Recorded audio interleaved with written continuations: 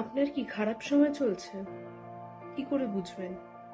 ধরুন হওয়া কাজ হবে না, পড়াশোনায় বাধা, প্রেমে বাধা, সব থেকে দুঃখের বিষয়।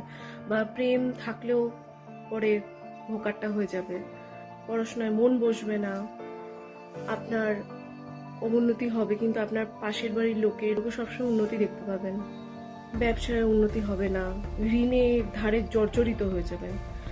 যথেষ্ট ইজি বোঝাটা। আমরা কম বেশি সবাই কিন্তু এই ফেজটা দিয়ে গেছি। এবার আপনার ভালো সময় এসছে কিনা সেটা কি করে আপনি বুঝবেন? বিশ্বাস করুন, আমি নিজেই বুঝতে পারছি না। আমি অনেকদিন ধরে এটা বোঝার চেষ্টা করছি যে আমার জীবনে কি কোনোদিনও ভালো সময় এসছে, বা এলে কি ধরনের ফিলিংস হতে পারে।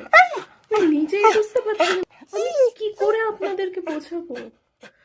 একটু সময় দিন, আমি বোঝার চেষ্টা করি যে ভালো সময় এলে কি কি হতে পারে, সেই লক্ষণগুলো